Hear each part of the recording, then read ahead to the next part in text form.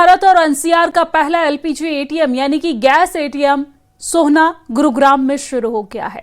ये भारत का पहला ऐसा ऑटोमेटेड एलपीजी वेंडिंग मशीन है जिसे भारत पेट्रोलियम कॉर्पोरेशन लिमिटेड ने पायलट प्रोजेक्ट के तौर पर लॉन्च किया है। देखिए ये खास report.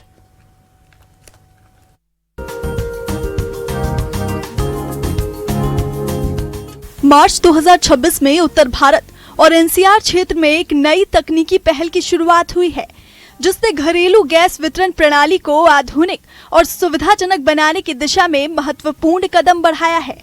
Bharat petroleum corporation limited द्वारा भारत गैस के तहत सोहना गुरुग्राम में पहला एलपीजी एटीएम यानी गैस एटीएम शुरू किया गया है, जो पूरी तरह ऑटोमेटेड और 24/7 उपलब्ध है।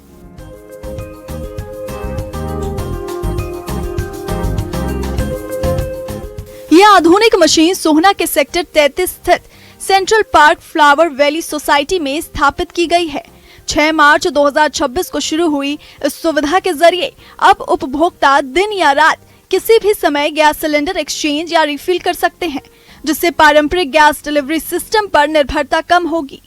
गुड़गांव के सोहना में लगी है पहली LPG vending machine. Bharat gas की ये एलपीजी सिलेंडर वेंडिंग मशीन है और कैसे काम करती है वो भी मैं आपको यहाँ पर दिखाऊंगी। यहाँ पर पूरी तरीके से एआई पावर्ड है और लोगों के इस्तेमाल के लिए आसान रहे ऐसी इसकी कोशिश है। तो जैसे आप अंदर घुसेंगे ये बूथ सा यहाँ एक बना हुआ है जिसमें आपको दिखेगा कि नंबर्स यहाँ पर बने हुए हैं। तो आपका जो रजिस्टर्ड नंबर है आप उसको यहाँ पर डालेंगे। पहले आप टैप करेंगे, फिर अपना रजिस्टर्ड नंबर डालेंगे और उसमें एक कोड आ जाएगा आपके फोन में। उस फोन में कोड आने के बाद आप इस तरफ जो सिलेंडर है उसको प्लेस करेंगे। आप देख रहे हैं यहाँ लिखा हुआ है प्लेस योर सिलेंडर है।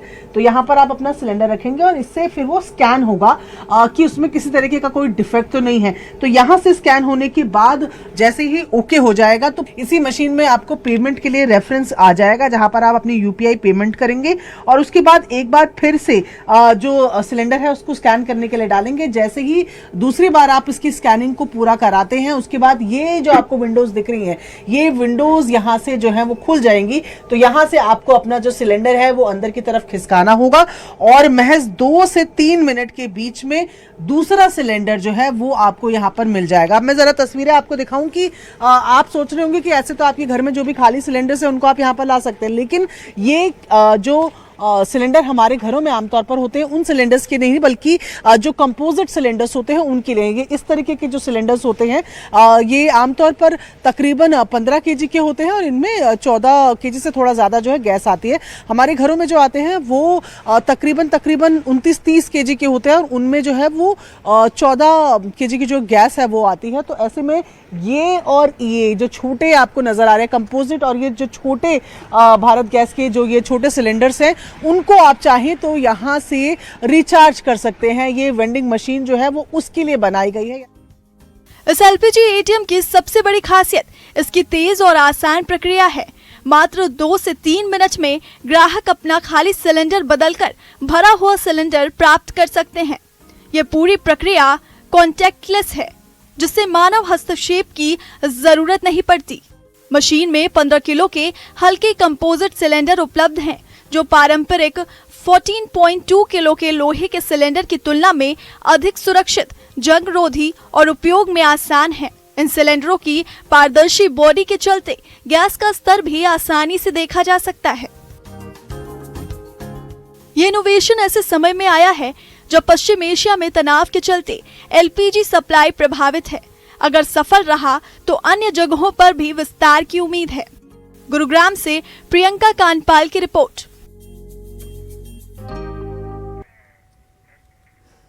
मार्च 2026 की शुरुआत ही जम्मू कश्मीर के लिए एक शानदार विंटर वंडरलैंड लेकर आई है। घाटी में हुई भारी बर्फबारी ने चारों तरफ सफेद चादर बिछा दी है और देश विदेश के पर्यटकों को भी मोहित कर दिया है। गुलमर्ग और सोनमर्ग के ऊंचे इलाकों में 5 से 6 इंच तक ताजा बर्फबारी हुई है। जम्मू कश्मीर में बर्फबारी ने जहां पर नजारों को खूबसूरत बनाया है, वहीं पर यात्रा और आम जिंदगी में चुनौतियां बढ़ा दी है। मौसम और प्रशासन की सलाह पर ध्यान देना इस समय बेहद जरूरी है। देखिए ये खास रिपोर्ट।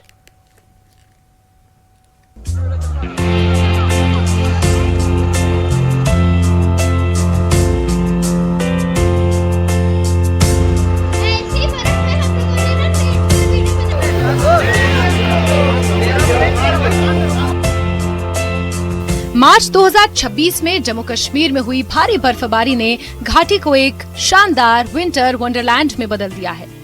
गुलमर्ग, सोनमर्ग और ऊंचे इलाकों में 5 से 6 इंच तक ताजा बर्फ जमी है। ये ताजा बर्फबारी क्षेत्र के लिए एक खूबसूरत सौगात है। किश्तवाड़ के पड्ढर इलाके के ऊंचे हिस्सों में भी ताजा बर्फबारी देखने को मिली, जिसमें पूजनीय मां चंडी माता मचैल मंदिर भी शामिल है।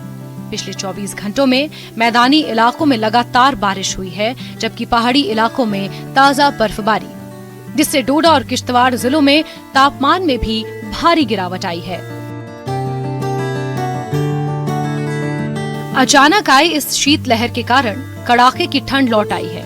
भारी बर्फबारी और लगातार बारिश को देखते हुए अधिकारियों ने एहतियाती कदम उठाने शुरू कर दिए हैं, जिसके मद्देनजर डोडा और किश्तवाड़ के सभी स्कूलों को बंद करने का आदेश दिया गया है।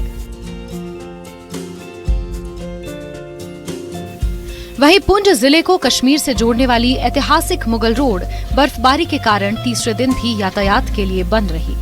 हालांकि बीआरओ द्वारा पुंछ जिले की तरफ से मुगल रोड से बर्फ हटाने का अभियान अभी जारी है, ताकि जल्द से जल्द मुगल रोड पर आमोदरफ्त बहाल हो सके।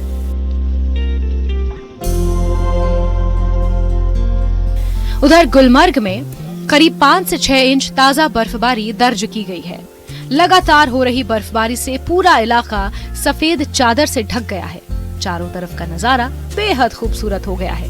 यहाँ पहुँचे देश विदेश से पर्यटक स्नोफॉल के बीच सेल्फी लेते, स्कीइंग करते, गोंडोला की सवारी करते और बर्फ से खेलते नजर आ रहे हैं। सोनमर्ग में भी बेहद मनमोहक नजारे देखने को मिल रहे हैं। बर्फ की मोटी परत साफ साफ देखी जा सकती है। मौसम विभाग के अनुसार आने वाले दिनों में भी ठंड का असर जारी रह सकता है।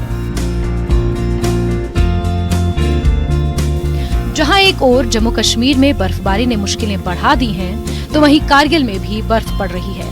कारगिल के सांकू के साथ साथ ज़ांस्कार और द्रास जैसे उच्च ऊंचाई वाले क्षेत्रों में लगातार ताजा हिमपात हो रहा है। पूरा western Himalayan region, Jammu Kashmir, Ladakh, Himachal Pradesh western disturbance की चपेट में आके पिछले 2-3 दिन से मौसम पूरा खराब ही रहा है। पूरा क्लाउडी रहा है, ठंड रहा है, बिल्कुल विंटर लाइक सिचुएशन बना हुआ है। अभी जम्मू कश्मीर में बहुत सारे जगहों पे बारिश हुआ है, अभी भी बारिश चल रहा है। और लद्दाख में खुसूसन जोजिला उसी तरह पेंजिला और ज़ांस्कार के चंद जगहों पे आज भी बर्फबारी हुआ है। हालांकि अभी कहीं से भी लेह रीजन में पहाड़ी इलाकों को छोड़ के कोई मैदानी इलाकों में बर्फबारी नहीं हुआ। अब आज ऐसा ही मौसम जो है अभी रहेगा। प्रशासन ने लोगों को सावधानी बरतने और अनावश्यक यात्रा से बचने की भी सलाह दी है।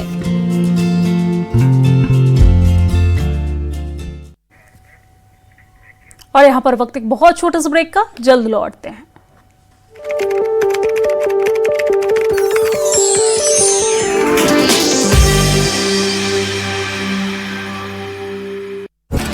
दिल्ली के उपराज्यपाल ने प्रधानमंत्री मोदी से की मुलाकात। एलजी तरनजीत सिंह संधू ने प्रधानमंत्री